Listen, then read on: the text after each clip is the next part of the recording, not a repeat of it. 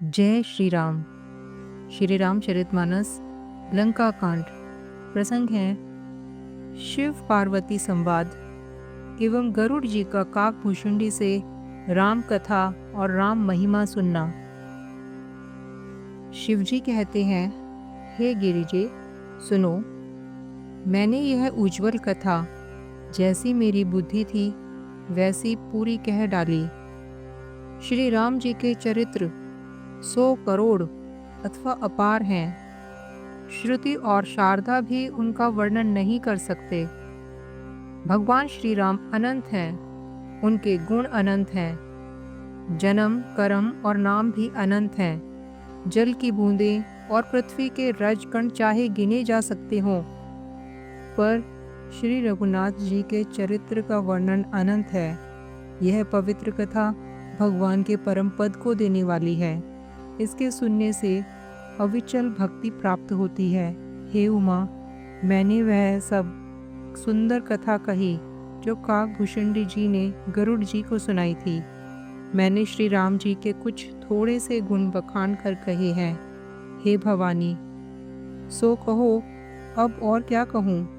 श्री राम जी की मंगलमयी कथा सुनकर पार्वती जी हर्षित हुईं और अत्यंत विनम्र तथा कोमल वाणी बोली। धन्य धन्य मैं धन्य पुरारी, सुनेहु राम गुण भव भयहारी।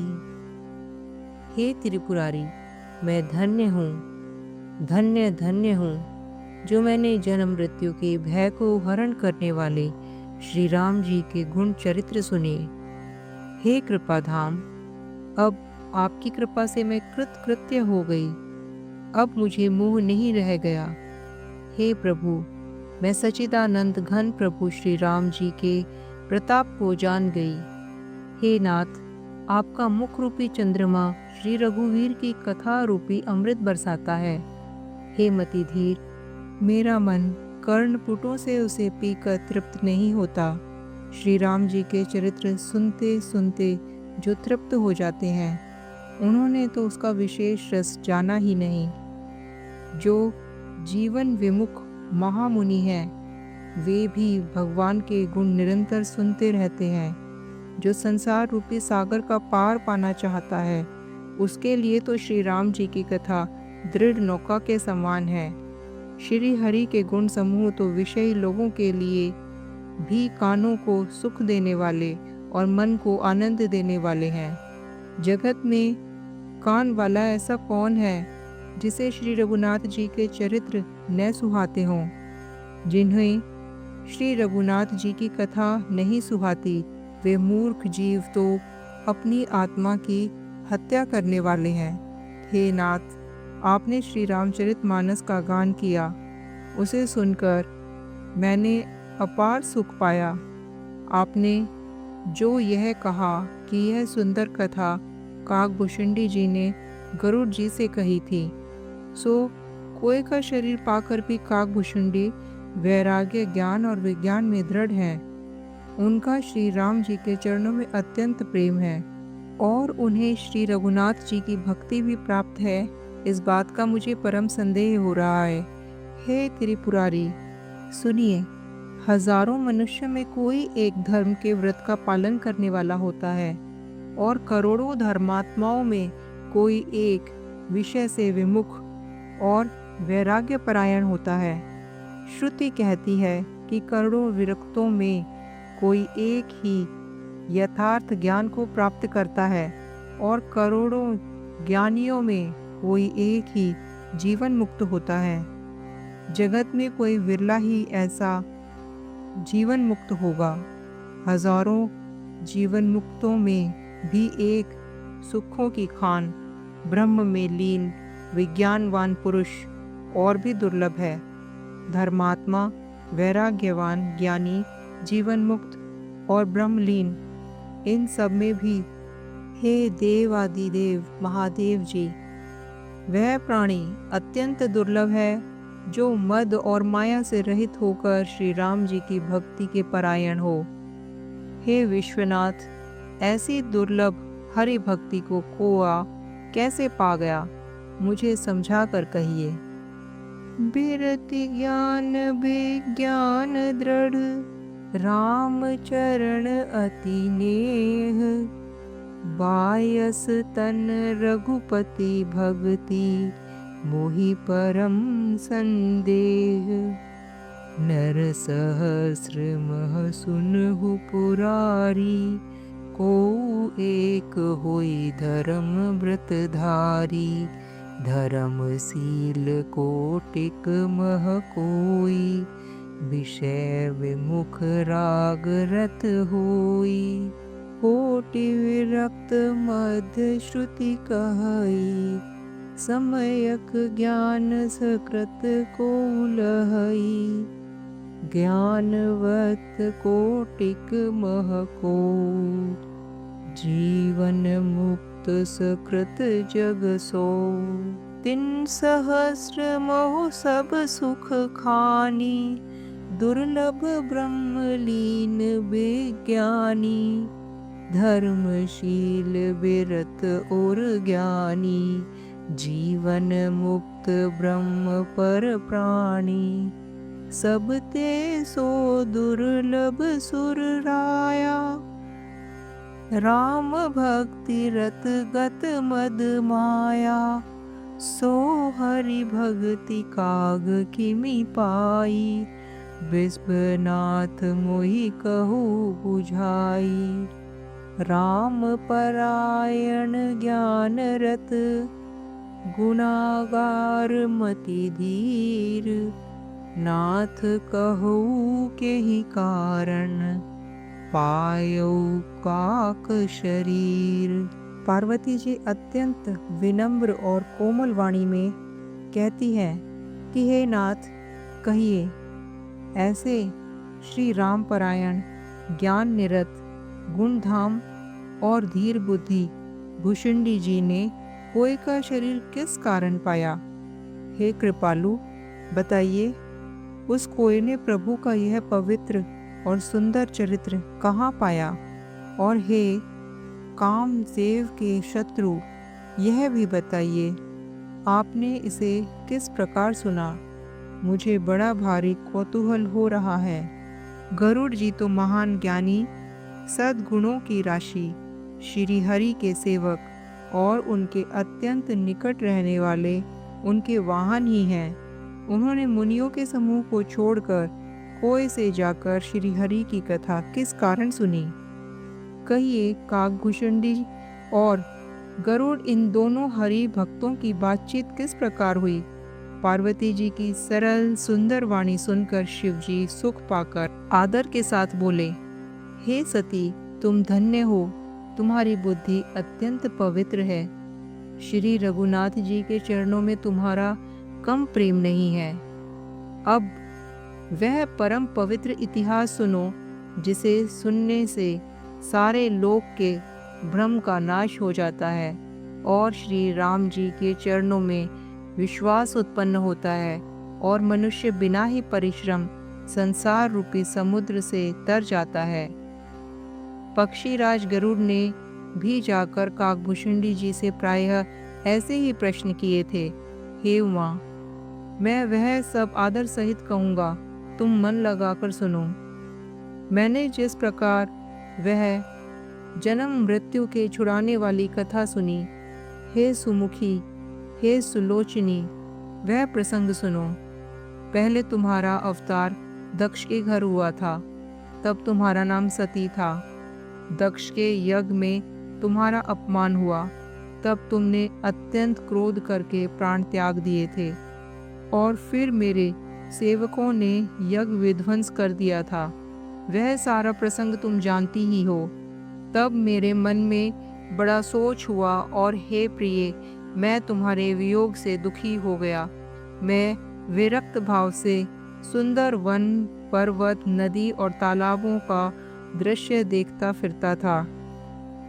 सुमेरु पर्वत की उत्तर दिशा में और दूर एक बहुत ही सुंदर नील पर्वत है। उसके सुंदर स्वर्ण में शिखर हैं। उनमें से 4 सुंदर शिखर मेरे मन को बहुत ही अच्छे लगे। उन शिखरों में एक एक पर बरगद पीपल, पाकर और आम का एक एक विशाल वृक्ष है। पर्वत के ऊपर एक सुंदर तालाब शोभित है, जिसकी मणियों की सीढ़ियां देखकर मन मोहित हो जाता है। उसका जल शीतल, निर्मल और मीठा है। उसमें रंग बिरंगे बहुत से कमल खिले हैं। हंसगण मधुर स्वर से बोल रहे हैं और भौरें सुंदर गुंजार कर रहे हैं। उस सुंदर पर्वत पर वही पक्षी काकभूषुंडी जी बसा है। उसका नाश कल्प के अंत में भी नहीं होता। माया रचित अनेकों गुण, दोष, मोह, काम आदि अविवेक जो सारे जगत में छा रहे हैं, उस पर्वत के पास भी कभी नहीं फटकते। वहां बसकर जिस प्रकार वह कोआ हरि को भजता है, हे उमा, उसे प्रेम सहित सुनो। वह पीपल के वृक्ष के नीचे ध्यान धरता है, पाकर के नीचे जप यज्ञ करता है, आम की छाया में मानसिक पूजा करता है। श्री हरि के भजन को छोड़कर उसे दूसरा कोई काम ही नहीं है। बरगद के नीचे वह श्री हरि की कथाओं के प्रसंग कहता है। वहाँ अनेकों पक्षी आते हैं और कथा सुनते हैं। वह विचित्र रामचरित्र को अनेकों प्रकार से प्रेम सहित आदर पूर्वक गान करता है। सब निर्मल बुद्धि वाले हंस जो सदा उस तालाब पर बसते हैं, उसे सुनते हैं। जब मैंने वहां जाकर यह कौतुक देखा, तब मेरे हृदय में विशेष आनंद उत्पन्न हुआ। तब मैंने हंस का शरीर धारण कर कुछ समय वहां निवास किया और श्री रघुनाथ जी के गुणों को आदर सहित सुनकर फिर कैलाश को लौट आया। हे गिरिजे, मैंने वह सब इतिहास कहा जिस समय मैं काकभूषुंडी के पास गया था। अब वह कथा सुनो जिस कारण से पक्षी कुल के ध्वजा गरुड़ जी उस काक के पास गए थे। जब श्री रघुनाथ जी ने ऐसी रणलीला की जिस लीला का स्मरण करने से मुझे लज्जा होती है, मेघनाथ के हाथों अपने को बांध लिया। तब नारद मुनि ने गरुड़ को भेजा। सर्पों के भक्षक गरुड़ जी बंधन काटने गए। तब उनके हृदय में बड़ा भारी विषाद उत्पन्न हुआ। प्रभु के बंधन को स्मरण करके सर्पों के शत्रु गरुड़ जी बहुत प्रकार से विचार करने लगे। जो व्यापक, विकार रहित, वाणी के पति और माया मोह से परे ब्रह्म परमेश्वर हैं। मैंने सुना था कि जगत में उन्हीं का अवतार है, पर मैंने उस अवतार का प्रभाव कुछ भी नहीं देखा। जिसका नाम जपकर मनुष्य संसार के बंधन से छूट जाते हैं, उन्हीं राम को एक तुच्छ राक्षस ने नागपाश से बांध लिया। गरुड़ जी ने अनेकों प्रकार से अपने मन को समझाया, पर उन्हें ज्ञान नहीं हुआ। हृदय में भ्रम और भी अधिक छा गया। संदेह जनित दुख से दुखी होकर मन में कुतर्क बढ़ाकर वे तुम्हारी ही भांति मोहवश हो गए। व्याकुल होकर वे देव ऋषि नारद जी के पास गए और मन में जो संदेह था वह उनसे कहा। उसे सुनकर नारद को अत्यंत दया आई। उन्होंने कहा, हे गरुड़ जी, सुनिए, श्री राम जी की माया बड़ी ही बलवती है, जो ज्ञानियों के चित्त को भी भली भांति हर लेती है और उनके मन में जबरदस्ती बड़ा भारी मोह उत्पन्न कर देती है, तथा जिसने मुझको भी बहुत बार नचाया है, हे पक्षीराज, वही माया आपको भी व्याप गई है। हे गरुड़, आपके हृदय में बड़ा भारी मोह उत्पन्न हो गया है। यह मेरे समझाने से तुरंत नहीं मिटेगा। अतः हे पक्षीराज, आप ब्रह्मा जी के पास जाइए और वहाँ जिस काम के लिए आदेश मिले वही कीजिएगा। ऐसा सुनकर परम सुजान देव ऋषि नारद जी श्री राम जी का गुणगान करते हुए और बारंबार श्री हरि की माया का बल वर्णन करते हुए चले। तब पक्षीराज गरुड़ ब्रह्मा जी के पास गए और अपना संदेह उन्हें कह सुनाया। उसे सुनकर ब्रह्मा जी ने श्री रामचंद्र जी को सिर नवाया और उनके प्रताप को समझकर उनके अत्यंत प्रेम छा गया। ब्रह्मा जी मन में विचार करने लगे कि कवि, गोविंद और ज्ञानी सभी माया के वश हैं। भगवान की माया का प्रभाव असीम है, जिसने मुझ तक को अनेकों बार नचाया है। यह सारा चराचर जगत तो मेरा रचाया हुआ है। जब मैं ही मायावश नाचने लगता हूँ, तब पक्षीराज गरुड़ को मोह होना कोई आश्चर्य की बात नहीं है। तदंतर ब्रह्मा जी सुंदर वाणी बोले, श्री राम जी की महिमा को महादेव जी जानते हैं। हे गरुड़, तुम शंकर जी के पास जाओ। हे तात, और कहीं किसी से न पूछना, तुम्हारे संदेह का नाश वहीं होगा। ब्रह्मा जी का वचन सुनते ही गरुड़ चल दिए। तब बड़ी आतुरता से पक्षीराज गरुड़ मेरे पास आए। हे उमा, उस समय मैं कुबेर के घर जा रहा था और तुम कैलाश पर थी। गरुड़ ने आदरपूर्वक मेरे चरणों में सिर नवाया और फिर मुझको अपना संदेह सुनाया। हे भवानी, उनकी विनीत और कोमल वाणी सुनकर मैंने प्रेम सहित उनसे कहा, हे गरुड़, तुम मुझे रास्ते में मिले हो, राह चलते मैं तुम्हें किस प्रकार समझाऊं। सब संदेह का तो तभी नाश हो जब दीर्घ काल तक सत्संग किया जाए और वहाँ सत्संग में सुंदर हरि कथा सुनी जाए, जिसे मुनियों ने अनेकों प्रकार से गाया है और जिसके आदि मध्य अंत में भगवान श्री राम जी ही प्रतिपाद्य प्रभु हैं। हे भाई, जहाँ प्रतिदिन हरि कथा होती है, तुमको मैं वहीं भेजता हूँ। तुम जाकर उसे सुनो। उसे सुनते ही तुम्हारा सब संदेह दूर हो जाएगा और तुम्हें श्री राम जी के चरणों में अत्यंत प्रेम होगा। सत्संग के बिना हरि की कथा सुनने को नहीं मिलती। उसके बिना मोह नहीं भागता और मोह के किए बिना श्री रामचंद्र जी के चरणों में अचल प्रेम नहीं होता। बिना प्रेम के केवल योग, तप, ज्ञान और वैराग्य आदि के करने से श्री रघुनाथ जी नहीं मिलते। अतएव तुम सत्संग के लिए वहाँ जाओ जहाँ उत्तर दिशा में एक सुंदर नील पर्वत है। वहाँ परम सुशील काकभूषणी जी रहते हैं। वे राम भक्ति के मार्ग में परम प्रवीण हैं, ज्ञानी हैं, गुणों के धाम हैं और बहुत काल के हैं। वे निरंतर श्री रामचंद्र जी की कथा कहते रहते हैं, जिसे भांति भांति के श्रेष्ठ पक्षी आदर सहित सुनते हैं। वहां जाकर श्री हरि के गुण समूहों को सुनो। उनके सुनने से मोह से उत्पन्न तुम्हारा दुख दूर हो जाएगा। मैंने उसे जब सब समझाकर कहा, तब वह मेरे चरणों में सिर नवाकर हर्षित होकर चला गया। हे उमा, मैंने उसको इसलिए नहीं समझाया कि मैं श्री रघुनाथ जी की कृपा से उसका भेद पा गया था। उसने कभी अभिमान किया होगा, जिसको कृपा निधान श्री रामचंद्र जी नष्ट करना चाहते हैं।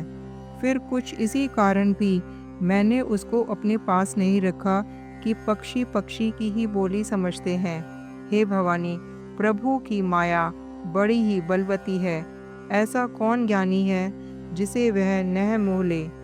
जो ज्ञानियों में और भक्तों में शिरोमणि हैं, ऐसे त्रिभुवनपति भगवान के वाहन हैं। उन गरुड़ को भी माया ने मोह लिया। फिर भी नीच मनुष्य मूर्खतावश घमंड किया करते हैं। यह माया जब शिवजी और ब्रह्मा जी को भी मोह लेती है, तब दूसरा बेचारा क्या चीज़ है। जी में ऐसा जानकर ही मुनि लोग उस माया के स्वामी भगवान का भजन करते हैं। गुरु जी वहाँ गए जहाँ निर्बाध बुद्धि और पूर्ण भक्ति वाले काकभूषणी जी बसते थे। उस पर्वत को देखकर उनका मन प्रसन्न हो गया और उनके दर्शन से ही सब माया, मोह और सोच जाता रहा। तालाब में स्नान और जलपान करके वे प्रसन्न चित्त से वट वृक्ष के नीचे गए। वहाँ श्री राम जी के सुंदर चरित्र सुनने के लिए बूढ़े बूढ़े पक्षी आए हुए थे। भूषणी जी कथा आरंभ करना ही चाहते थे कि उसी समय पक्षीराज गरुड़ जी वहां जा पहुंचे। पक्षियों के राजा गरुड़ जी को आते देखकर काकभूषणी जी सहित सारा पक्षी समाज हर्षित हुआ। उन्होंने पक्षीराज गरुड़ का बहुत ही आदर सत्कार किया और स्वागत कुशल पूछकर बैठने के लिए सुंदर आसन दिया। फिर प्रेम सहित पूजा करके काकभूषणी जी मधुर वचन बोले, हे नाथ, हे पक्षीराज, आपके दर्शन से कृतार्थ हो गया। जय श्री राम।